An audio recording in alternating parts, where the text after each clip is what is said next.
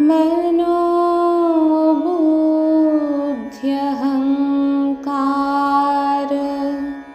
चित्तानि नाहं न च श्रोत्रजीवे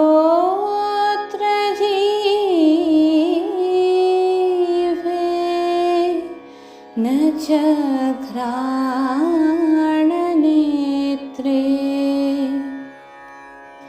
न च व्योमभूमिर्न तेजो न वायु चिदानन्दरूपः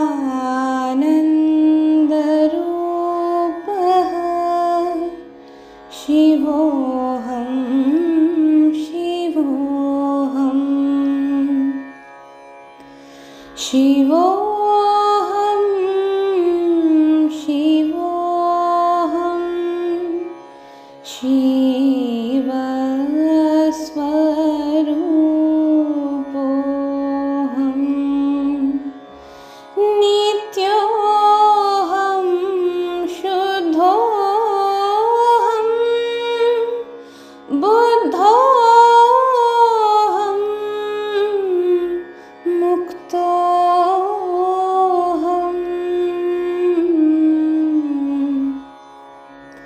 चिदानन्दरूपः शिवोऽहं शिवोऽहम् न मृत्यु न शङ्का न मे जातिभेदः पिता नैव मे नैव माता न जन्म न बन्धुर्न मित्रं गुरुर्नैव शिष्यः चिदानन्दरूपः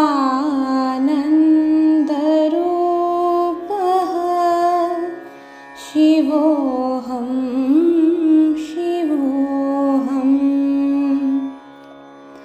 अद्वैतमानन्दं रूपम् ॐ अखण्डमण्डलाकारं व्याप्तं येन चराचरं तत्पदं दर्शितं येन तस्मै श्रीगुरुवे नमः। अज्ञानतिमिरान्धस्य ज्ञानाञ्जनशलाकया चक्षुरुन्मीलितं येन तस्मै श्रीगुरुवे नमः।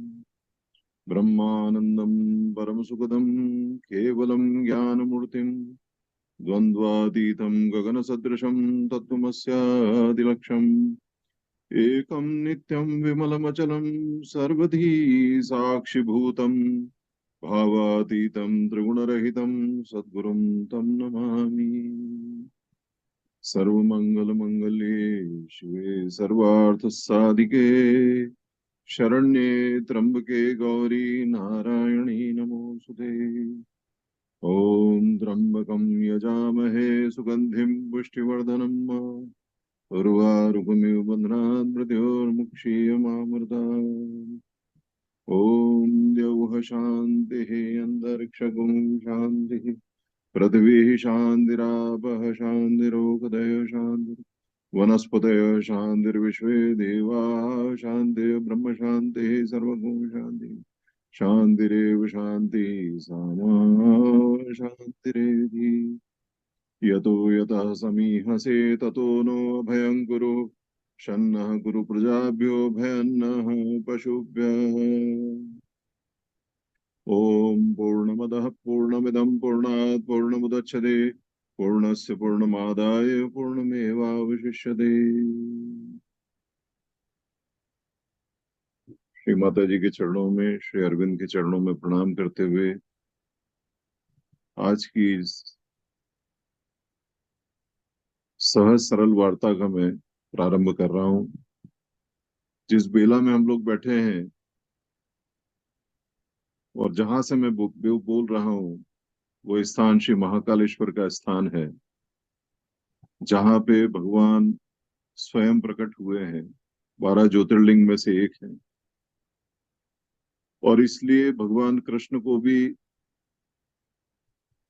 प्रारंभिक अवस्था में अध्ययन के लिए उज्जैन आना पड़ा था। उज्जैन आके उनकी क्या लीला थी, उसका भी मैं आगे उल्लेख करूंगा।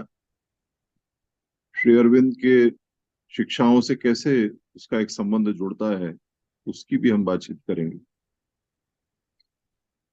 सबसे महत्वपूर्ण तिथि शैव मत में जो होती है, और उसको सभी मतों ने स्वीकार किया है, वह द्वादशी तिथि होती है। तो द्वादशी तिथि में हम लोग बैठे हैं। शिव महिम्न स्तोत्र में पुष्पदंत ने कहा कि द्वादशी के समान कोई तिथि नहीं है, और इसलिए जो लोग वैष्णव हैं, एकादशी मनाते हैं, वो लोग भी उस एकादशी का ज्यादा महत्व मानते हैं जिसको द्वादशी तिथि का स्पर्श प्राप्त होता है। तो ऐसा द्वादशी तिथि का महत्व है। उस तिथि पे हम लोग, आज प्रदोष का समय है, भगवान शिव की भक्ति के लिए श्रावण मास में सर्वोत्कृष्ट समय कोई होता है तो प्रदोष का है। तो प्रदोष काल में हम भगवान भोलेनाथ के स्थान पर बैठ करके भगवान की सच चर्चा कर रहे हैं। तो एक दिव्य योग है जो यहाँ घटित हो रहा है, और इस योग को घटित करने का जो माध्यम बने, हम सबके वरिष्ठ माता जी के परम शिष्य ऐसे हमारे के पवन जी, जो हम सबके श्रद्धेय हैं। बहुत समय से उनका आग्रह था इस विषय को लेकर के, किंतु आज इस योग को आना था। आज जब उनसे वार्ता हुई तब उन्होंने मुझे एक स्वतंत्रता प्रदान की कि आप जिस भी विषय पर बोलना चाहें बोल सकते हैं। But the way to spirituality, आध्यात्मिक मार्ग किस प्रकार से हम उस पर आगे बढ़ सकते हैं, ये विषय रहेगा तो ज्यादा उचित रहेगा। तो मैं प्रयास करूंगा कि हम कुछ प्रसंगों को लेकर के, कुछ शास्त्र संदर्भ को लेकर के, महर्षि अरविंद की वाणी को लेकर के इस संदर्भ में आगे बढ़े। परिचय की बात कही गई तो मैं थोड़ा सा अपना एक परिचय दे देता हूं। हम सबका तो परिचय यही है कि हम लोग भारतीय, चूंकि जो पुनर्जन्म में विश्वास रखते हैं, इसलिए हमारा एक ही परिचय है कि हम इस पृथ्वी पे कुछ समय के लिए आए हैं और कुछ कार्य करके और चले जाना है।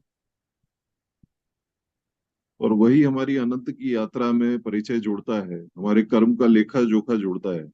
बाकी और कोई बायोडाटा नहीं जोड़ता है। पर व्यावहारिक दृष्टि से यहाँ श्री महाकालेश्वर मंदिर प्रबंध समिति जो है शासन के द्वारा गठित, उसका मुझे ट्रस्टी रहने का सौभाग्य प्राप्त हुआ।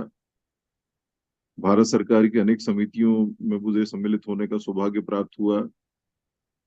सिंहस्थ का एक बड़ा आयोजन जो पूरे देश में 4 स्थानों पर होता है। आप सभी जानते हैं कि अमृत मंथन के समय जो अमृत की बूंदें 4 स्थानों पर गिरी थी, हरिद्वार, प्रयाग, नासिक और उज्जैन अवंतिका, हर 12 वर्ष में, बाकी जगह इसको कुंभ कहा जाता है, उज्जैन में और नासिक में कुंभ के साथ साथ इसको सिंहस्थ भी कहा जाता है, क्योंकि सिंह राशि में सूर्य जो है गमन करते हैं इस समय, इसलिए इसको सिंहस्थ कहा जाता है। तो सिंहस्थ का एक विशाल आयोजन 2016 में हुआ, जिसमें 2-3 करोड़ लोग आए एक महीने के अंतराल में, और 2028 में पुनः होने जा रहा है। उसमें भी मुझे कुछ सेवा देने का अवसर मिला शासन की तरफ से। और अभी पिछले कुछ माह तक मेरे पास में विगत 3 वर्षों से मध्य प्रदेश शासन का एक उपक्रम है, जन अभियान परिषद, जिसके मुख्यमंत्री अध्यक्ष थे, मैं उसका उपाध्यक्ष था, और राज्य मंत्री का मेरे पास दायित्व था। तो उसके माध्यम से भी समाज में सेवा करने का अवसर प्राप्त हुआ। उसके माध्यम से हमने श्री अरविंद जयंती का आयोजन लगातार 3 साल किया और करीब 1,25,000 सहभागी उसमें पूरे प्रदेश में हर जिले और हर ब्लॉक लेवल पे रहे। मध्य प्रदेश में अभी 55 जिले हो गए हैं, 312 ब्लॉक्स हैं। प्रत्येक ब्लॉक में श्री अरविंद के जीवन पे, उनकी शिक्षाओं पे चर्चा हुई है। ये एक बड़ा कार्यक्रम हुआ जो मुझे लगता है कि भगवान ने मुझे एक अवसर दिया है। इसके साथ अनेकानेक और भी दायित्व रहे। यहाँ श्री अरविंद सोसाइटी की जो शाखा है उज्जैन की, श्री अरविंद योग शक्ति पीठ के नाम से आश्रम है, श्री अरविंद के रेलिक्स हैं। वहां भी मुझे चेयरमैन के नाते से सेवा का अवसर प्राप्त हुआ है। और विवेकानंद केंद्र कन्याकुमारी का, यहाँ का जो प्रांत का प्रमुख का दायित्व है, वो भी मेरे पास में है अभी। ये एक अलग अलग कुछ ऐसे हैं। बाकी चूंकि व्यावहारिक दृष्टि से कुछ बोलना था, इसलिए मैंने ये विषय रखा है। अब हम लोग आगे की हमारी चर्चा प्रारंभ करते हैं। स्वीडन से बिटिया ने बहुत सुंदर सच्चिदानंदोहम शिवोहम शिवोहम की वाणी को हम सबको श्रवण कराया है। शंकर शंकर साक्षात कहा गया है कि भगवान शंकर ही आचार्य शंकर के रूप में आए थे। श्री अरविंद ने भी शंकराचार्य जी को भगवान शंकर की, भोलेनाथ की विभूति कहा है। यद्यपि उनकी जो वेदांत की व्याख्या है, ब्रह्म सत्य जगन मिथ्या की उनकी जो व्याख्या है, उसकी उन्होंने आलोचना की है, उसको अस्वीकार किया, किंतु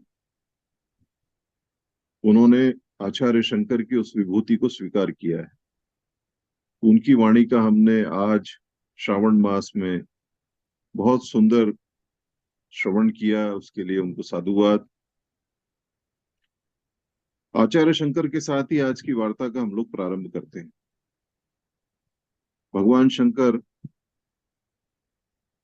अपनी अपरोक्षानुभूति नामक ग्रंथ में कहते हैं कि जीवन में 3 चीजें दुर्लभ हैं। कौन कौन सी 3 चीजें दुर्लभ हैं? मनुष्यत्वम, मुमुक्षुत्वम, महापुरुष संश्रय। सबसे पहली दुर्लभ चीज है मनुष्यत्व। मनुष्य का शरीर मिल जाए हमको। हमारे भारतीय दर्शन में, हमारे वाङ्मय, हमारे महापुरुष वो कहते हैं कि 84 लाख योनियां जो है उसमें भटकता हुआ मनुष्य जन्म को प्राप्त होता है। जब अनेक जन्मों के पुण्य जागृत होते हैं तब मनुष्य जन्म प्राप्त होता है। तो मनुष्य बनना एक बड़े अत्यंत सौभाग्य की बात। मनुष्य शरीर हमको प्राप्त हो गया, मतलब हमारा एक टिकट कंफर्म हो गया। कौन सा टिकट कंफर्म हो गया है? कि भगवत प्राप्ति का मार्ग हमारे लिए खुल गया। जो मार्ग देवताओं के लिए नहीं खुला है, जो गंधर्वों के लिए नहीं खुला है, जो किन्नरों के लिए नहीं खुला है, जो आकाश में उपस्थित सत्ताओं के लिए नहीं खुला है, वो मार्ग केवल और केवल मनुष्य के लिए खुला है। और इसलिए वेदों में कहा गया मनुर्भव, मनुष्य बनो। तो मनुष्य शरीर धारण करना और मनुष्य बनना, ये दोनों बातें, इसका तात्पर्य अलग अलग है। केवल शरीर धारण कर लेने से मनुष्य बनना नहीं हो जाता। इसलिए वैदिक ऋषि कहते हैं मनुर्भव, सबसे पहले मनुष्यता प्राप्त करो। हमारा जीवन ऐषणाओं में, आकांक्षाओं में, महत्वाकांक्षाओं में बह रहा है, और उस बहते जीवन के बीच में अपने स्व का बोध होना, जिस उद्देश्य के साथ में भगवान ने हमको भेजा है उसको प्राप्त कर लेना, ये मनुष्य जीवन की सबसे पहली सीढ़ी है। मनुष्यता के कुछ गुण निर्धारित किए गए हैं। मनु स्मृति में मनु महाराज ने धर्म के 10 लक्षण दिए। उसमें तप भी है, उसमें दान भी है। तो सामान्य जो गुण है हमारे मनुष्य के, या हम जिनको मॉरल वैल्यूज कहते हैं, एथिकल वैल्यूज कहते हैं, कम से कम वो तो प्राप्त करें सबसे पहले। उसको प्राप्त किए बिना अगर हम किसी और ऊंचे स्थान के लिए छलांग लगा रहे हैं, तो बिना मनुष्य बने जब मनुष्य को उपलब्धि होती है, तो ऐसा प्रतिभाशाली मनुष्य, ऐसा शक्तिशाली मनुष्य उसको हम हमारे यहाँ असुर कहा गया है। वो रावण और कंस की श्रेणी में आ जाता है। वो इस जगत का भला नहीं कर सकता। इसलिए सबसे पहले मनुष्य बनना है। हमारे आचरण में मनुष्यत्व हो, हमारी वाणी में मनुष्यत्व हो, हमारे शरीर के अंग प्रत्यंग के संचालन में मनुष्यत्व हो। और उसके लिए हमारे यहाँ कहा गया कि धर्म को धारण करना है। धर्मात् धर्म इत्याहु। जो धारण करने योग्य वस्तु है उसको धारण करना है, वो धर्म है। धर्म का तात्पर्य रिलीजन से नहीं है कि एक ग्रंथ को मानना है, एक पंथ को मानना है, अन्य पंथों को अस्वीकार कर देना है। ये धर्म का लक्षण नहीं है। धर्म का लक्षण है मनुष्य जीवन के लिए जो जो आवश्यक चीजें हैं उनको प्राप्त करना। इसलिए जो हमारे आदर्श हैं वो कौन है? वो भगवान राम है। कैसे चलते हैं, कैसे बोलते हैं, कैसे अपने भाइयों से आचरण करते हैं, कैसे माता पिता की सेवा करते हैं, कैसे पिता की आज्ञा का पालन करते हैं। ये सामाजिक जीवन में आदर्श उपस्थित करने के लिए भगवान राम का अवतार हुआ है। मर्यादा पुरुषोत्तम इसलिए कहा गया है। और इसलिए उनको कहा जाता है कि जिस धर्म की तुम बात करते हो वो धर्म कौन है? रामो विग्रहवान धर्मः। उसके मूर्तिमंत स्वरूप कोई है तो वो भगवान श्री राम। भगवान के अवतार हैं, पर मनुष्य शरीर का अवलंबन लिया है उन्होंने। और मनुष्य के जीवन में क्या क्या मर्यादाएं होना चाहिए, उन सारी मर्यादाओं को पालन करके उन्होंने दिखाया है कि इस प्रकार से जीवन जीना चाहिए। तब मनुष्यत्व को हम प्राप्त करेंगे, अन्यथा हम मनुष्यत्व को प्राप्त नहीं करेंगे। यही तो मूल अंतर पाश्चात्य शिक्षा में और भारतीय शिक्षा में है। पहला पाठ हम बच्चे को जो पढ़ाते हैं, सदियों से हमारे ऋषि मुनियों के समय से आज तक हम उसको सिखाते हैं, सर्वे भवन्तु सुखिनः सर्वे सन्तु निरामया सर्वे भद्राणि पश्यन्तु माँ कश्चित् दुख भाग भवेद। कि सब सुखी हो, सब निरामय हो, किसी को किसी प्रकार का दुख प्राप्त न हो, और किसी को हमारी ओर से कभी कोई पीड़ा प्राप्त न हो। तुलसीदास जी ने धर्म की जो परिभाषा की है इतनी सरल है।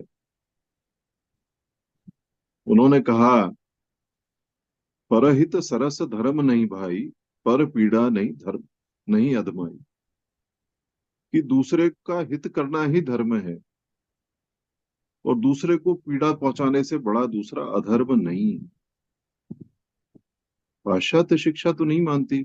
पाश्चात्य शिक्षा हमको कैरियरिस्टिक बनाती है। वो हमको सिखाती है सर्वाइवल ऑफ द फिटेस्ट। वो हमको सिखाती है स्ट्रगल फॉर द एग्जिस्टेंस। अपने साथी को कुचल के भी हम आगे बढ़ जाएं, पर हमको आगे बढ़ना है। मोटिवेशनल स्पीकर्स क्या सिखा रहे हैं? यही सिखा रहे हैं। ये पाश्चात्य शिक्षा का प्रभाव है। भारतीय शिक्षा ये हमको नहीं सिखाती। इसलिए आचार्य शंकर कहते हैं सबसे पहली बात है मनुष्यत्वम। मनुष्यत्व प्राप्त करना, मनुष्य होना, ये हमारे पूर्व जन्म के कर्म का फल है। मनुष्यत्व प्राप्त करना, ये संस्कार जो है हमारे माता पिता से, हमारे खुद के प्रयास से हमको प्राप्त होंगे। तो मनुर्भव, ऐसा वैदिक ऋषियों ने कहा। तो पहली बात ये दुर्लभ है कि हम मनुष्य हो जाएं। हमारे महापुरुषों ने कहा कि मनुष्य होना तो लाभ की बात है ही, दुर्लभ है ही, पर उससे भी दुर्लभतम क्या है? उससे भी दुर्लभतम यह है कि भारतवर्ष में जन्म हो जाए। भारतवर्ष में जन्म नहीं होता तो क्या हम हमारे इस वैदिक परंपराओं के संपर्क में आते? क्या उस भूमि का स्पर्श प्राप्त कर पाते हैं जहाँ भगवान कृष्ण घूमे, जहाँ भगवान राम घूमे, जहाँ माँ श्री अरविंद ने अपनी लीलाएं प्रकट की, जहाँ भगवान शंकर स्वयं ज्योतिर्लिंग के रूप में विराजे हैं? ये हमारे खून में सहजता के साथ उपलब्ध है। ये हमारे लिए एक दूसरे सौभाग्य की बात। तीसरा, इसी जन्म में हम माँ श्री अरविंद के चरणों में आ गए। जन्म जन्मांतर के हमारे कुछ पुण्य जागृत हुए, कुछ माँ की श्री अरविंद की कृपा रही कि उनके चरणों में हम आ गए। तो जिस सौभाग्य की बात आचार्य शंकर मनुष्यता प्राप्त करने के लिए कर रहे हैं, उससे अनंत गुना सौभाग्य हमको भारत भूमि में जन्म लेने से और माँ श्री अरविंद की शरण में जाने से प्राप्त हो गया है। तो पहला है दुर्लभ तत्व मनुष्यत्व। दूसरा मुमुक्षत्वम, मुमुक्षु मतलब जिसको मोक्ष की आकांक्षा हो। अब मोक्ष की आकांक्षा का यहाँ जो अर्थ महापुरुषों ने लगाया है, सामान्य अर्थ तो यह है ही जो शाब्दिक है, कि किसी प्रकार से जीवन से मुक्ति हो जाए। क्यों मुक्ति हो जाए? क्योंकि भगवान गीता में कहते हैं कि यह जीवन जो है अनित्य है, अशाश्वतम दुखालयम है। यह जीवन अशाश्वत है और दुखालय है। यहाँ जो आता है उसको दुख प्राप्त होता ही होता है। ऐसा कोई व्यक्ति नहीं, मनुष्य नहीं जिसको दुख प्राप्त नहीं होता है। इसलिए हमारे वैदिक ऋषियों ने, महापुरुषों ने एक मार्ग ये बताया कि जो हमारा मूल स्रोत है, जो परब्रह्म परमात्मा है, उस मूल स्रोत की ओर लौट जाने में ही भलाई है। और इसलिए मुमुक्ष मोक्ष की आकांक्षा होना चाहिए। मोक्ष की आकांक्षा का एक अर्थ और भी है कि हमको अपने मूल स्वरूप की को प्राप्त करने की जिज्ञासा हो कि मैं कौन हूं। मैं शरीर तो नहीं हूं, क्योंकि बचपन में भी मेरा जो शरीर था वो छोटा था, 2 फीट 3 फीट का था। आज मैं 6 फीट का हो गया हूँ, किंतु मैं तो वही हूँ। मेरे हाथ काट दिए जाएं तब भी मैं वही हूँ, मेरे पैर काट दिए जाएं तब भी मैं वही हूँ। तो ये मैं कौन है? उसका समाधान गीता जी में दिया गया कि हमारे शरीर के 3 अंग हैं। एक कारण है, एक सूक्ष्म है और एक स्थूल है। स्थूल शरीर जो सामने दिख रहा है, हमारे अंग प्रत्यंग, हमारी त्वचा, ये सब उस स्थूल शरीर के अंग हैं। सूक्ष्म शरीर कौन सा है? तो भगवान कहते हैं मन बुद्धि चित्त और अहंकार, ये सूक्ष्म शरीर है। और तीसरा कारण शरीर, जिसके बारे में कहा गया ममे वांशो जीव लोके जीव भूत सनातन, ईश्वर अंश जीव अविनाशी। भगवान का जो अंश है अविनाशी है, जो कि जिसको मां श्री अरविंद ने चैत्य कहा है, वो हमारे अंदर अवस्थित है। वो हमारा मूल स्वरूप है। वो भगवान का प्रतिनिधि है, जो कि जीवन यात्रा में अपने अनुभव लेते हुए यहाँ तक आया है। तो उस स्वरूप को जब हम जान लेते हैं तो वह भी मुमुक्षुत्व है। उसकी जिज्ञासा होना भी मुमुक्षुत्व है। भगवान ने 4 प्रकार के भक्त बताए हैं श्रीमद् भगवद गीता में। आर्थ, अर्थार्थु, अर्थार्थी, जिज्ञासु और ज्ञानी। आर्थ मतलब संकट में जब मनुष्य आता है तब भगवान को पुकारता है। तो संकट आने पर भगवान को पुकारने में कोई गलत बात नहीं है। भगवान ने खुद ने आज्ञा दी हुई है, उसको भक्त माना है। उन्होंने कहा कि भाई आर्थ भी मेरा भक्त है।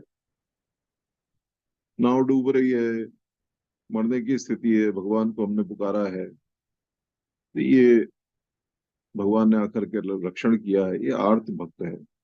जब भी संकट आता है तब। दूसरा अर्थार्थी है। मन में ऐष्ठाएं, मनुष्य के अंदर ऐष्ठाएं जागृत होती है। लोकेष्णा, वित्तेष्णा, पुत्रेष्णा, ऐसी अनेक ऐष्ठाएं होती हैं। उन ऐष्ठाओं की पूर्ति के लिए भगवान की शरण में जाते हैं। कई अनुष्ठान करते हैं, कई संकल्प लेते हैं, कई मान्यताएं मानते हैं, उसके लिए तपस्या करते हैं, अनुष्ठान करते हैं। हमारे यहाँ तो बड़े मजाक में कहा जाता है कि लाख रुपए की नौकरी लगे, इसके लिए भगवान क्या 1.25 रुपए के प्रसाद चढ़ाने की मान्यता करते हैं। 1.25 रुपए से ज्यादा नहीं चढ़ाएंगे। और वो भी भोले भंडारी है, वो 1.25 रुपए में लाख रुपए की नौकरी लगा देते हैं। तो ये अर्थार्थी है, जो कि किसी आकांक्षा को लेकर के भगवान की भक्ति करता है। पर ये दोनों जो है, आर्त और अर्थार्थी, ये अधम श्रेणी के भक्त हैं। अब मध्यम श्रेणी का भक्त कौन है? तो भगवान कहते हैं जिज्ञासु जो है मध्यम श्रेणी का, जिसको अपने जीवन के संदर्भ में मैं क्यों इस पृथ्वी पर आया हूँ, मेरे जीवन का लक्ष्य क्या है, मुझे क्या प्राप्त करना है, कहाँ से आया हूँ, कहाँ जाने वाला हूँ, जिसको मृत्यु का विचार होता है, मृत्यु के बाद के जीवन का विचार होता है, ऐसा जो जिज्ञासु होता है वो मध्यम श्रेणी का भक्त है। उसको भगवान ने जिज्ञासु भक्त कहा है। और ये जिज्ञासा पैदा हो जाना, यही मुमुक्षुत्व है। ये हर किसी को प्राप्त नहीं होती। ये पूर्व जन्म के अनेक पुण्य जागृत होते हैं तब ये जिज्ञासा प्राप्त होती है। आप 3 साल से सत्संग कर रहे हैं, राम सुखदास जी महाराज ने कहा कि मनुष्य जीवन की सबसे बड़ी पूंजी क्या है। किसी ने पूछा उनसे, उन्होंने कहा मनुष्य जीवन के सबसे बड़ी पूंजी जो है सत्संग है। सत्संग हर किसी को सुलभ नहीं है। तुलसीदास जी कहते हैं कि ये तो महापुरुषों की कृपा से प्राप्त होने वाली वस्तु है। ये संपत्ति हर किसी को सुलभ नहीं हो सकती। कोई करोड़ों रुपया लेकर के जाए और सोचे कि मैं सत्संग करूं, नहीं हो सकता। 30 साल से सत्संग हो रहा है, इसका तात्पर्य है कि भगवती आपके समक्ष बैठी हैं, वो आपसे करा रही हैं। ये सामान्य बात नहीं है। तो सत्संग का प्रारंभ ही तब हुआ जब आपके अंदर जिज्ञासा प्राप्त हुई, जिज्ञासा जागृत हुई। तो जिज्ञासा का इतना वो है, और जिज्ञासु को वैदिक ऋषियों ने स्वागत किया है।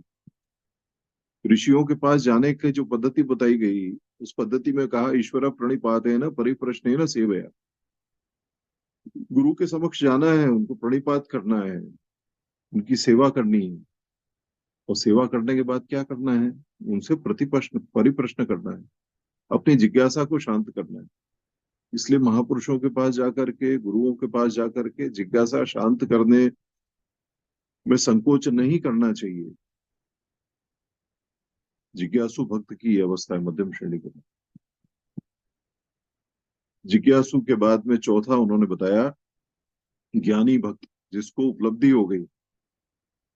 अब ये कई महापुरुष व्याख्या करते हैं, कई बार ये भी कहा गया कि ज्ञानी को तो किसी बात की आवश्यकता नहीं है, उसने तो सब कुछ प्राप्त कर लिया, उसने सर्व खलविदम ब्रह्म, इस अवस्था को प्राप्त कर लिया, सब कुछ ब्रह्म ही है। तो उसके बाद फिर वो भक्त कहाँ रहा, वो तो ज्ञानी हो गया।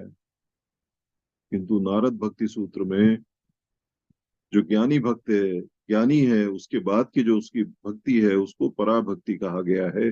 वो सर्वोत्कृष्ट भक्ति का स्वरूप है। जिस भक्ति की अवस्था में नारद मुनि है, जिस भक्ति की अवस्था में शांडिल्य मुनि है, जिस भक्ति की अवस्था में श्री अरविंद है, जिस भक्ति की अवस्था में रमन महर्षि हैं, जिस भक्ति की अवस्था में श्री रामकृष्ण परमहंस देव हैं, जिस भक्ति की अवस्था में भगवान श्री राम और श्री कृष्ण हैं, वो भक्ति की अवस्था ज्ञानी भक्त की अवस्था है। वो परम श्रेष्ठ है, वो सामान्यतः उपलब्ध नहीं हो सकती। तो 4 प्रकार के ऐसे भक्त बताए गए हैं। इसमें जिज्ञासु की चर्चा हमने की। तो ये दुर्लभ चीज जो है मनुष्य जीवन की, कि हमारे अंदर जिज्ञासा हो। जिज्ञासा होती है तब हम सदगुरुओं के पास जाते हैं, जिज्ञासा होती है तब धर्म ग्रंथ पढ़ते हैं, जिज्ञासा होती है तब जाकर के हम अपने प्रश्नों के उत्तर के समाधान के लिए अन्यान्य मार्ग तलाश करते हैं। बिना जिज्ञासा के मनुष्य एक कदम भी आगे नहीं बढ़ सकता है। और ये यहाँ जिस जिज्ञासा की बात है, ये लौकिक जिज्ञासा की बात नहीं है। इस जिज्ञासा को आध्यात्मिक जिज्ञासा से जोड़ना आवश्यक है। आध्यात्मिक जिज्ञासा ही मुमुक्षुत्व है, लौकिक जिज्ञासा मुमुक्षुत्व नहीं है। इस अंतर को भी हमको समझना होगा। तीसरी दुर्लभ चीज जो कही है, ये बहुत महत्वपूर्ण है। और सारा आध्यात्मिक जगत का अवलंबन इसी महत्वपूर्ण वस्तु पर टिका हुआ है। महापुरुष संश्रय, किसी महापुरुष का आशीर्वाद प्राप्त हो जाए, महापुरुष की छाया हमको प्राप्त हो जाए। महापुरुष की छाया प्राप्त हुए बिना हम एक कदम भी आगे नहीं बढ़ सकते हैं। जीवन में कुछ प्राप्त हो ना हो, अगर किसी महापुरुष पुरुष का आश्रय प्राप्त हो जाए तो हमारा कल्याण निश्चित रूप से हो जाएगा। फिर कुछ भी शेष नहीं रहता। हमारे जीवन में मनुष्यता आ गई, हमारे जीवन में जिज्ञासा जागृत हो गई, मुमुक्षुत्व आ गया, कठोर तपस्या की हमने, खूब अध्ययन किया, सारे ग्रंथ पढ़ डाले, पर महापुरुष का आश्रय नहीं मिला, तो हमारा कोई समाधान नहीं हो सकता है, हमारा कल्याण नहीं हो सकता है। हम सब लोगों के लिए तो सबसे बड़े सौभाग्य की बात है कि माँ श्री अरविंद जैसे महापुरुष, अवतारी कोटि के महापुरुष हमको प्राप्त हुए हैं। उन्होंने हमारी जिज्ञासा शांत करने के लिए इतने विस्तार से लिखा है, जितने विस्तार से अभी तक कभी लिखा नहीं गया है। ऐसा राजपथ हमारे सामने दे दिया है जिसपे केवल हमको चलना शेष है। तो ये उनकी कृपा के बिना संभव नहीं है। इसलिए वैदिक ऋषियों ने कहा महाजनो ये न गतः स पंथः, कि महाजन जिस पथ पर चल करके गए उस पथ पर हमको चलना है। और यहाँ तो ऐसी बात है कि चलाने वाला भी वही है। तुलसीदास जी ने 4 प्रकार के घाट अपनी वाणी में बताए हैं। एक कर्म का घाट बताया उन्होंने। वहां जाते हैं तुलसीदास जी तो देखते हैं कि महान पुरुषार्थी कर्मी वहां खड़े हैं। उनको देख करके उनको लगता है कि अरे इतना पुरुषार्थ तो मैं नहीं कर सकता। तो वो ज्ञान के घाट पे जाते हैं। ज्ञान के घाट पे जब जाते हैं तब देखते हैं कि बड़े बड़े ज्ञानी और बड़े बड़े महापुरुष वहां बैठे हुए हैं, जिनके सामने तुलसीदास जी अपने आप को छोटा अनुभव करते हैं। तीसरा, भक्ति के घाट पर जाते हैं। भक्ति के घाट पर देखते हैं कि किसी भक्त को अश्रुपात हो रहा है, किसी को अन्य लक्षण प्रकट हो रहे हैं। इतनी भक्ति तो बोले हम प्राप्त नहीं कर पाए। चौथे घाट पे जाते हैं तुलसीदास जी, उसको दीनता का घाट कहते हैं। वो कहते हैं भगवान मैं यहाँ घाट पर बैठा हूँ, भोजन भी आप लाइए और भोजन कराइए भी आप ही। तब जाकर के भगवान वहां प्रस्तुत होते हैं और उनको अपने हाथ से भोजन कराते हैं। तो तुलसीदास जी ने उसको दीनता का घाट कहा है। सामान्य भाषा में हम कहें तो वो समर्पण की बात वहां कही गई है कि इतना समर्पण हो। समर्पण की पराकाष्ठा तो मलुकदास जी ने जब अपने जीवन में करी तो उन्होंने कहा कि अजगर करे न चाकरी, पंछी करे न काम। कि अजगर को चाकरी करने की आवश्यकता नहीं है। दास मलुका कह गए सबके दाता राम। कि हम तो बैठे रहेंगे, भगवान को खिलाना होगा तो खिलाएंगे, नहीं खिलाना होगा तो नहीं खिलाएंगे। ये बहुत ऊंची अवस्था है। ये सामान्य साधक को या प्रारंभ करने वालों के लिए ये दोहे या श्लोक नहीं है। इस बात को मैं स्पष्ट कर देना चाहता हूँ। तो ऐसी यहाँ पे एक महान संत हुए नित्यानंद बाबजी श्री। वो अपने गुरु गुरु के साथ में जब राजकोट महाराज के यहाँ गए, गुरु ने आज्ञा दी कि भाई सब आप लोग भिक्षा लेकर के आइए। तो वो बैठे रहे, वो गए नहीं। उन्होंने कहा मैं नहीं जाऊंगा। भाई राजा के आए हैं, अब यहाँ भी भिक्षा लेने जाएंगे तो खिलाएगा, नहीं खिलाना होगा, नहीं खिलाएगा। थोड़ी देर बाद कोई भक्त आ गए थाल लेकर के, बोले हमको स्वप्न में भगवान ने आदेश किया तो हम आपके लिए थाल लेकर के आए। स्वामी विवेकानंद के जीवन की घटना है, आगरा की। आगरा में ट्रेन से जब स्वामी जी जा रहे थे तब किसी एक बड़े सेठ ने उनको उलाना दिया कि तुम तो हट्टे कट्टे दिखते हो, ये सन्यास धारण करके कहाँ जा रहे हो तुम। उन्होंने कहा कि मैं तो अपने गुरु की आज्ञा पालन करने के लिए जा रहा हूँ। तुम कुछ कुछ मेहनत मजदूरी करो तब जा करके कुछ कमाओगे, तुम तो ऐसे ही घूम रहे हो, कौन खाना देगा तुमको देख के। आगरा में उतर गए। सेठ भी पास में बैठे थे, उनको कहीं और जाना था। सेठ ने मजाक उड़ाया कि क्यों महाराज, कुछ खाना वाना मिला कि नहीं मिला, ऐसे ही भूखे मरोगे। तभी देखते हैं कि आगरा में एक बड़े मिठाई वाले, उनकी दुकान अभी भी है, रामकृष्ण मिशन का वहाँ स्थान भी है, उन्होंने बोर्ड वोर्ड भी लगा रखा है वहां पे। वो सेठ दौड़ता हुआ आया, खूब सारी पूरियां कचौरियां और थाल सजा करके और स्वामी जी को रख करके फूट फूट करके रोने लगा। स्वामी जी ने पूछा, सेठ भी अकबर का बक्का था कि ये क्या हुआ। स्वामी जी ने पूछा कि भाई तुमको किसने बताया। बोले मैं थोड़ा सा दोपहर के भोजन के बाद उनिंदा हुआ, तब भगवान राम आ गए अपने धनुष बाण लेकर के और मुझे जगाया। मेरे इष्ट देव वही हैं। बोले यहाँ तू सो रहा है और मेरा भगत जो है वहाँ स्टेशन पे भूखा मर रहा है, जाओ तुम थाल वाल लगा करके लेकर के जाओ। तो स्वामी जी के लिए वो थाल लगा करके आए। योगक्षेमम वहां में हम, भगवान गीता में कहते हैं अनन्यास चिंतयन्तो माम ये जना परिउपासते तेषाम नित्याभियुक्ता नाम योगक्षेमम वहां में। कि जो पूर्ण रूप से मुझे समर्पित हो जाता है उसके योगक्षेम का वहन मैं करता हूँ। यंत्र बन करके माता जी का, श्री अरविंद का काम करने से किस प्रकार से योगक्षेम वहन होता है। हम जब माननीय पवन जी के साथ बैठते हैं और उनके प्रसंग सुनते हैं तो श्रद्धा और विश्वास इतना लोहे की दीवार जैसा दृढ़ हो जाता है उनके पास, उनके सानिध्य में रहने मात्र से दृढ़ हो जाता है। माता जी के कृपा के अंश उनकी वाणी से, उनके सानिध्य से जैसे फूटते हैं, प्राप्त होते हैं। महापुरुष हंस रहे हैं। ऐसा नहीं है कि महापुरुष कोई बहुत ऊंचे स्थान पर बैठे होंगे। हम केवल माँ श्री अरविंद से जुड़े हैं, उसके अलावा विचार नहीं करना है। किंतु अनेक लोग जो है इस मार्ग पे आगे बढ़ रहे हैं। कई बार ऐसा होता है कोई महापुरुष हमारे आसपास ही होते हैं, जीवन भर पता नहीं चलता है, और जीवन के अंतिम क्षणों में या उनके जाने के बाद पता चलता है कि इनकी आध्यात्मिक अवस्था इतनी ऊंची थी। ऐसे अनेक उदाहरण हमारे दैनिक जीवन में देखने में आते हैं। इसलिए आध्यात्मिक जीवन का पहला एक सूत्र है सजगता, अवेयरनेस। सजगता हमारे दैनिक जीवन में भी होना चाहिए, आध्यात्मिक जगत में तो होना ही चाहिए। कोई मनुष्य हमारे संपर्क में आ रहा है, उसकी आंतरिक चेतना का स्तर क्या है, किन शब्दों का प्रयोग करता है, उसका आचरण कैसा है, इस बारे में सजग रहना बहुत आवश्यक है।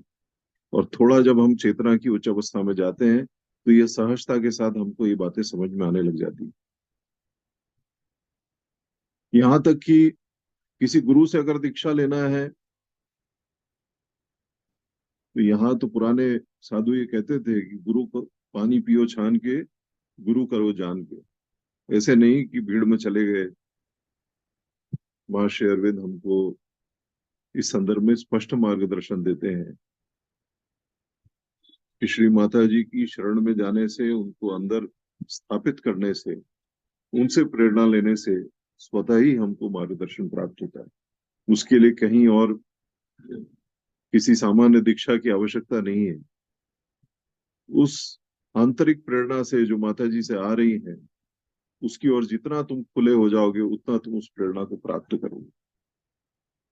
ये एक सरल और सहज मार्ग है, क्योंकि इस मार्ग के लिए कहा गया कि ये कंठ काकीर्ण है।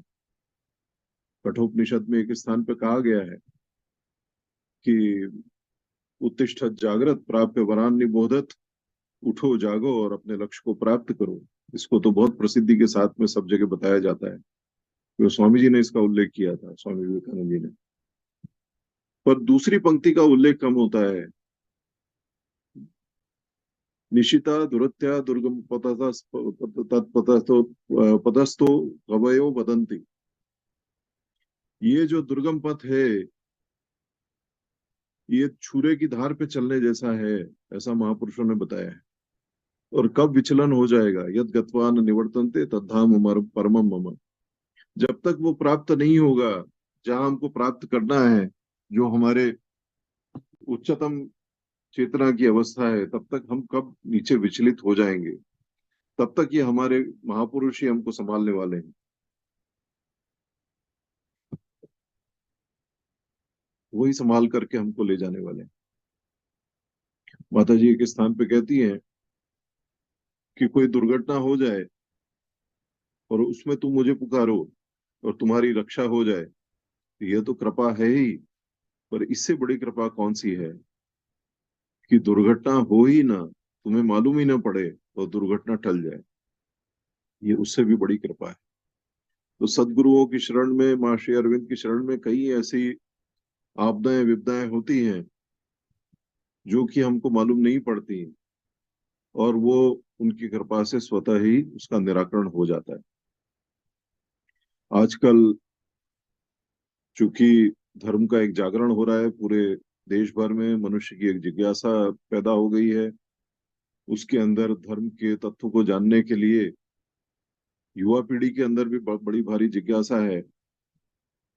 और इसलिए उसको वो कैसे आकर्षक रूप में प्राप्त करे और किस प्रकार से उसकी मार्केटिंग हो रही है, ये भी हम लोग देख रहे हैं। उसमें तंत्र और ज्योतिष दो प्रमुख आयाम हैं, जिसको लेकर के जिज्ञासा बहुत बढ़ गई है। और आध्यात्मिक जीवन में सामान्यतः, आप लोग तो चूंकि इतने समय से सत्संग कर रहे हैं इसलिए आपके सामने तो स्पष्ट है, किंतु सामान्य युवा के बीच में तंत्र और ज्योतिष को लेकर के भारी जिज्ञासा है और मिसगाइडेड है। कई घटनाएं, दुर्घटनाएं हम लोग समाचार पत्र में पढ़ते हैं, तब मालूम पड़ता है कि किसी तांत्रिक ने कैसे बेवकूफ बनाया है, या किसी ज्योतिषाचार्य ने किस प्रकार से पैसा कमाने के लिए गलत मार्गदर्शन किया है। ऐसे कई समाचार आते हैं। तब बड़ा दुख होता है कि जो हमारे धर्म ग्रंथों में कहा गया है उसको न पढ़ करके, जो सबके लिए उपलब्ध है, तो ऐसा नहीं कि धर्म ग्रंथ किसी एक के लिए उपलब्ध है, सबके लिए उपलब्ध है, उसको न पढ़ के केवल अपनी येष्टाओं को शांत करने के लिए हम इधर उधर भटकते हैं, और उसको लाभ लेने के लिए ऐसे कई दुष्ट लोग भी हैं जो उसका लाभ लेते हैं। कई विद्वान लोग भी हैं जो इस बारे में मति भ्रम पैदा करते हैं, उनके नाम लेना उचित नहीं है। और ज्योतिष के संदर्भ में जिस प्रकार से प्रस्तुतिकरण हो रहा है, वास्तुशास्त्र के संदर्भ में जिस प्रकार से प्रतिपादन हो रहा है, तंत्र के संदर्भ में किस प्रकार से हो रहा है, उसमें मनुष्य जीवन की जो मूलभूत प्रणालियां हैं, मनुष्य जीवन के जो आवश्यक घटक हैं, उनको सबको नकार देने वाली बात। मनुष्य के जीवन में भगवान ने एक सबसे बड़ी जो शक्ति दी है वो कर्म की शक्ति दी है। भगवान गीता में बोलते हैं कर्मण्येवाधिकारस्ते मा फलेषु कदाचन। वे तुम कर्म करते जाओ, कर्म करने से तो किसी ने मना नहीं किया। एक महात्मा जी बोले हमने कर्म करना छोड़ दिया है। तो उनके गुरु आए, उन्होंने कहा अच्छा ये सांस ले रहे हो ये कर्म नहीं है? बोले हाँ ये भी कर्म है। फिर तुमने कर्म करना कहाँ छोड़ा है? तो इसलिए जो आवश्यक है, जो हमारे प्रारब्ध में है, जो माँ यंत्र बना करके हमसे कराना चाहती है, उस कर्म को तो हमको करना ही है, उसको अस्वीकार नहीं किया जा सकता। तंत्र मंत्र के नाम पे, अनुष्ठानों के नाम पे प्रकृति में हस्तक्षेप की बात कही कुछ है, मैं उसको अस्वीकार नहीं करता हूँ कि नियति नहीं बदल सकती है या परिणाम परिवर्तित नहीं किए जा सकते हैं, पर ये चीजें इतनी सामान्य नहीं है कि केवल टीवी के पॉडकास्ट पे आकर के या व्हाट्सएप पे और फेसबुक पे पढ़ करके उसका अनुशीलन अनुसरण किया जाए और परिणाम प्राप्त हो जाए। इटालियन वर्ड्स आ गए हैं, बोले ये प्राप्त करने से आपके घर में पैसा ही पैसा हो जाएगा। हमारे मंत्रों को, वैदिक मंत्रों को कहा जा रहा है कि इनको पढ़ने मात्र से सब कुछ हो जाएगा। उसके पीछे आपके आचरण की शुद्धि का क्या होगा, उसके बारे में कोई चर्चा नहीं है। बिना आचरण की शुद्धि के आप उन मंत्रों का प्रयोग अगर करेंगे तो जो मनुष्य उसका प्रयोग करेगा वो विक्षिप्त हो जाएगा, वो किसी लायक नहीं रहेगा।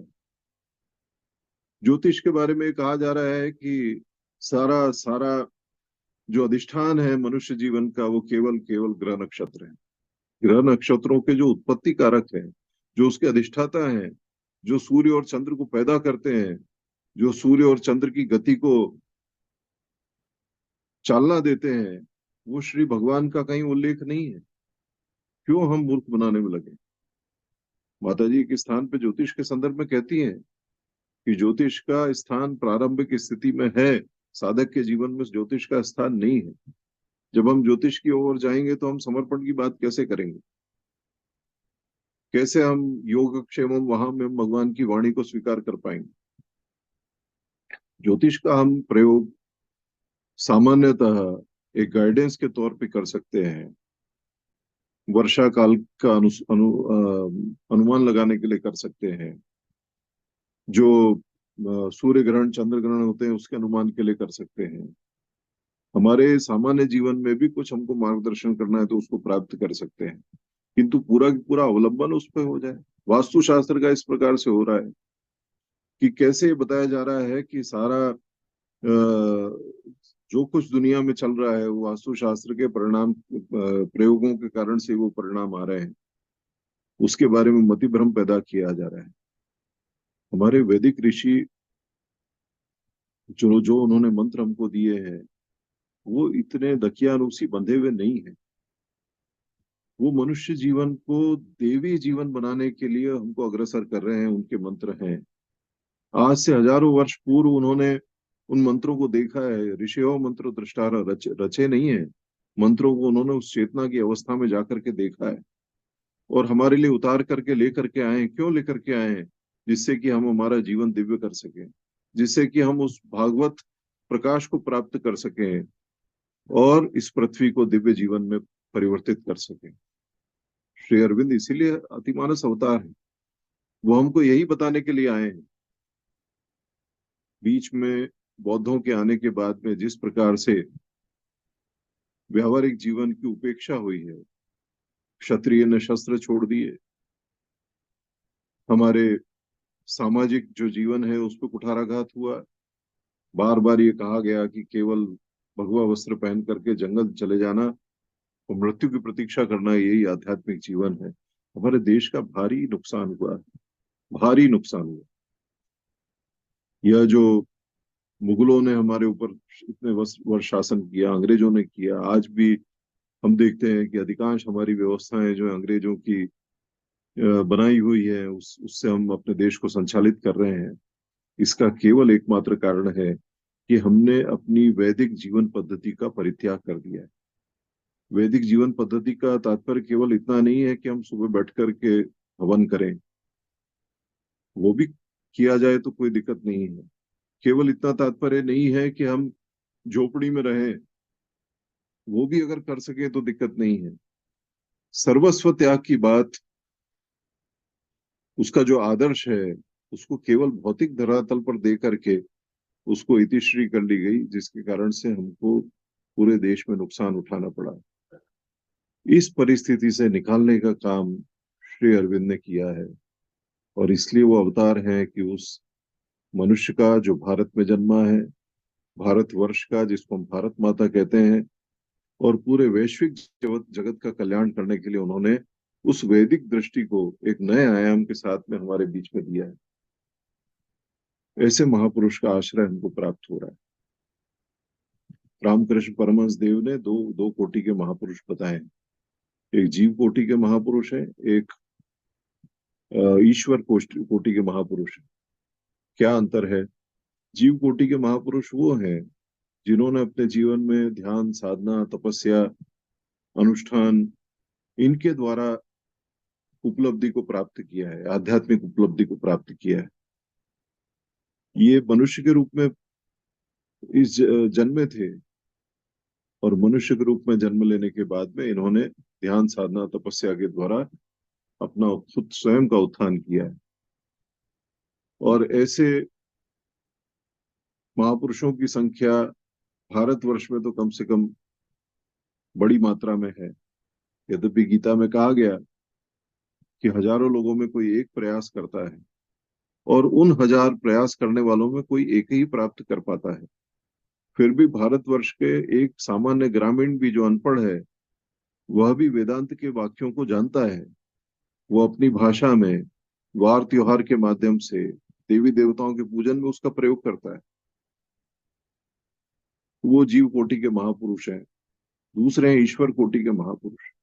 ईश्वर कोटि के महापुरुष वे हैं जो कि भगवान के अवतार के समान ही हैं। वो अपने संकल्प से इस पृथ्वी पे आते हैं, एक निश्चित लक्ष्य के लिए वो यहाँ पर आते हैं, अपने कार्य को पूरा करके वापस अपने स्थान की ओर लौट जाते हैं। और जब कभी इस पृथ्वी को, मनुष्य जाति को, उनके भक्तों को आवश्यकता होती है, तब पुनः सशरीर वो प्रकट होकर के दर्शन देते हैं, मार्गदर्शन देते हैं। ये सिद्ध कोटि के महापुरुष हैं, जिनको कि श्री रामकृष्ण देव ईश्वर कोटि के महापुरुष कहते हैं, जो वो स्वयं थे। जो श्री अरविंद हैं, जो श्री माता जी हैं, रमन महर्षि इस कोटि के महापुरुष हैं। ये अपने संकल्प बल से सब कुछ करने में समर्थ हैं। ऐसे महापुरुष का हमको आश्रय प्राप्त हुआ है। अब इस आश्रय का हमको लाभ किस प्रकार से लेना है? हमको माता जी जो कहती हैं कि उनके प्रति खुला रहना है, कैसे चैत्य को हम उनके प्रति खुला रखें? भगवान ने गीता में एक स्थान पे कहा, मां मनुस्मर युद्ध च, मेरा स्मरण करते हुए युद्ध कर। इतना सरल सहज तरीका है कि केवल उनका स्मरण करते हुए कर्म करते रहना है। कुछ ना भी करें, केवल उनका स्मरण बना रहे, इतना ही पर्याप्त।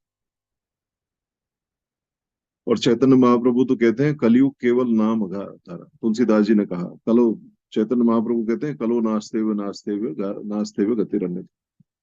उसको तुलसीदास जी ने कहा, कलयुग केवल नाम धारा। केवल नाम लेने मात्र से मुक्ति प्राप्त हो जाती है, भगवान प्राप्त हो जाती है। तो भगवान इतने सस्ते हैं, कोई मूल्य चुकाना नहीं है, केवल अपने पास जो है, जितना है, वो सब उनको देना है। इसी को समर्पण कहा गया है। माता पुस्तक में श्री अरविंद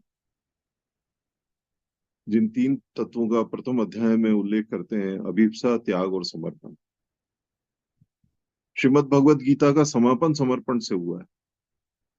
भगवान ने सारे युगों की चर्चा श्रीमद् भगवत गीता में कही है। उसमें कर्म भी है, भक्ति भी है, ज्ञान योग भी है, राजयोग भी है।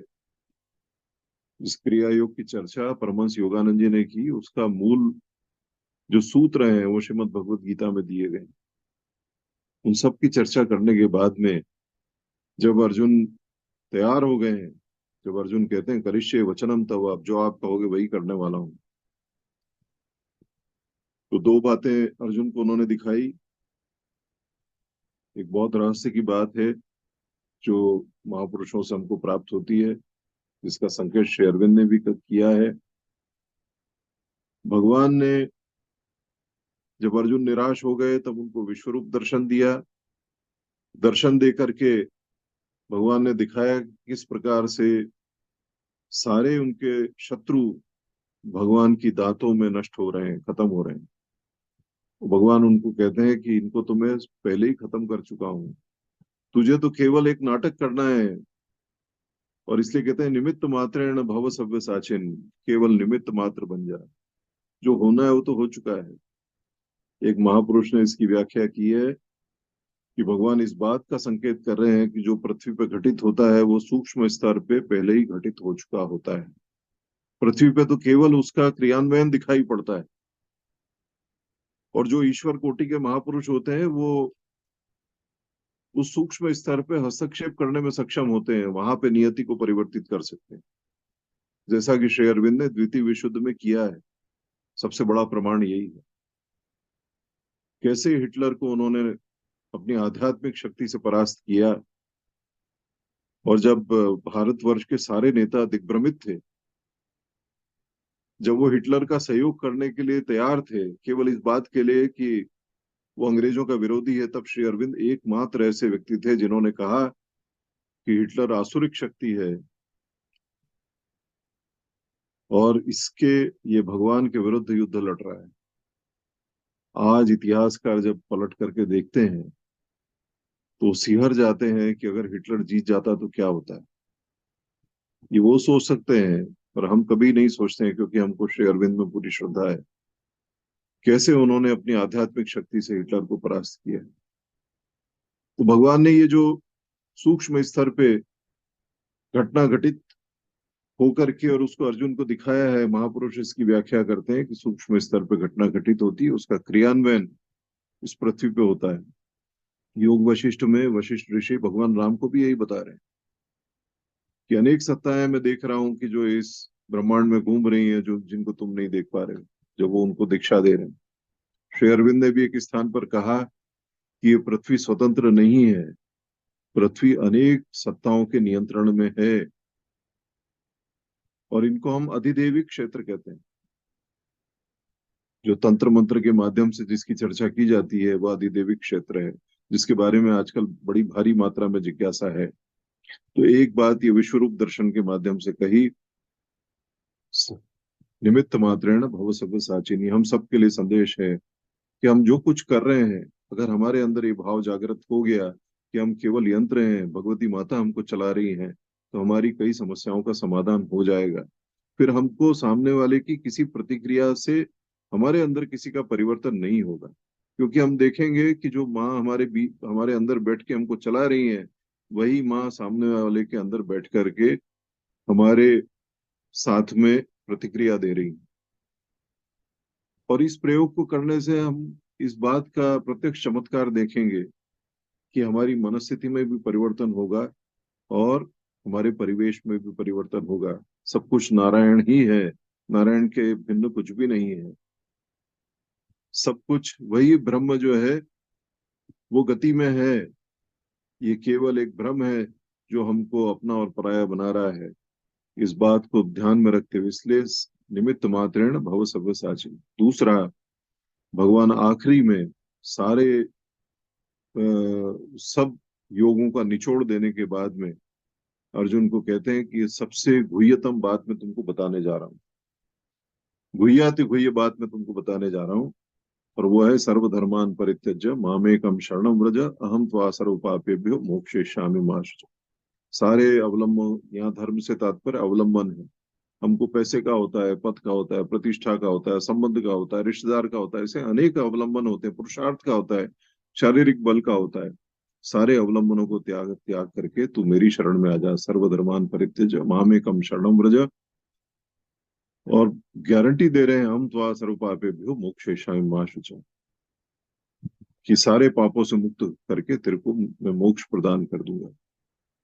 यहाँ पे गीता का समापन किया गया है। तो समर्पण की बात, और श्री अरविंद अपने योग का शुभारंभ जो करते हैं वो अभिप्सा, त्याग और समर्पण से करते हैं। इसलिए कहते हैं कि जहाँ सारे योग समाप्त होते हैं वहां से श्री अरविंद का योग प्रारंभ होता है। तो अभिप्सा, त्याग और समर्पण से श्री अरविंद का योग प्रारंभ होता है। तो दैनिक जीवन में किस प्रकार से हम अपनी श्रद्धा को पुष्ट करके, अपनी समर्पण भाव को पुष्ट करके आगे बढ़ सकते हैं, इन बातों की बहुत सामान्य सी चर्चा मैंने आपके समक्ष की है। अभी मैं घड़ी देख रहा हूं तो बिल्कुल 9:30 बज रहे हैं। बहुत सारी चर्चाएं जो की जा सकती थी, करी जानी थी, वो कुछ विषयों के विस्तार के कारण से हम नहीं कर पाए हैं। आखिरी में बस कुछ एक दो शब्द कह करके अपनी वाणी को विराम दूंगा कि दैनिक जीवन में हम लोग क्या कर सकते हैं। सत्संग आप कर ही रहे हैं, 3 वर्षों से कर रहे हैं। इससे बड़ा ज्ञानार्जन का, इससे बड़ा अपने भक्ति और श्रद्धा को पुष्ट करने का दूसरा माध्यम नहीं हो सकता। एक ग्रंथ का अवलंबन हमको लेना चाहिए। वो कोई भी ग्रंथ हो सकता है। हमारे समक्ष तो सावित्री जैसा महान ग्रंथ है। जैसे रामचरितमानस जब इस पृथ्वी पर आया तब लोगों को कल्पना नहीं थी कि क्या होने वाला है। आज लाखों करोड़ों लोगों का मार्गदर्शक है। वैसे ही सावित्री के बारे में लोगों को कल्पना नहीं है कि आने वाले समय में सावित्री का क्या स्थान मनुष्य के लिए होगा। वो हमारे लिए आज उपलब्ध है। सावित्री का हम अध्ययन कर सकते हैं। केडी सेठना जी और माता जी ने जिस प्रकार से सावित्री पढ़ने की पद्धति हमको बताई है, उस पद्धति से हम करते हैं। थोड़ा थोड़ा अंश पढ़ें, प्रेम के साथ में पढ़ें, जोर से पढ़ें, ध्वनि के साथ में पढ़ें। उससे लौकिक पारलौकिक दोनों स्थितियों में परिवर्तन होगा। दूसरा, भगवान से ज्यादा भक्तों के चरित्र पढ़ने से हमको प्रेरणा मिलती है। माँ श्री अरविंद की शरण में जो गए, ऐसे महान भक्तों के चरित्र को हम सुने और पढ़ें, वो जितने प्रेरणादायी होते हैं, वो हमारे भगवान तो कुछ भी कर सकते हैं क्योंकि वो अवतार हैं, उनमें सारी शक्तियां निहित हैं। पर जब हम भक्तों के चरित्र पढ़ते हैं तब हमको लगता है कि नहीं, जब इन्होंने प्राप्त कर लिया है तो हम तो निश्चित रूप से प्राप्त कर सकते हैं। तो वो हमारे अंदर एक आत्मविश्वास पैदा होता है। तो ये कुछ बातें हैं जो मैंने आपके समक्ष रखी, और आशा है कि आप इस सत्संग कार्यक्रम को इसी प्रकार से चलाते रहेंगे। ये माँ की कृपा का एक विशेष लक्षण जो है यहाँ ये दिखाई पड़ रहा है। इसी के साथ मैं अपनी वार्ता को समाप्त करता हूँ। जिस सहजता और सरलता के साथ में आपने मुझे आमंत्रित किया और मेरी टूटी फूटी वाणी को आपने सुना धैर्य पूर्वक, उसके लिए भी मैं आभार प्रकट करता हूँ। और माननीय के पवन जी को मैं आभार के साथ प्रणाम भी करता हूँ कि उन्होंने मुझे अवसर दिया। माननीय दीदी को और सभी लोगों को जो उपस्थित हैं, मेरी ओर से नमस्कार। जय जय माँ, वंदे मातरम। दो दो चीजें हैं विभास जी।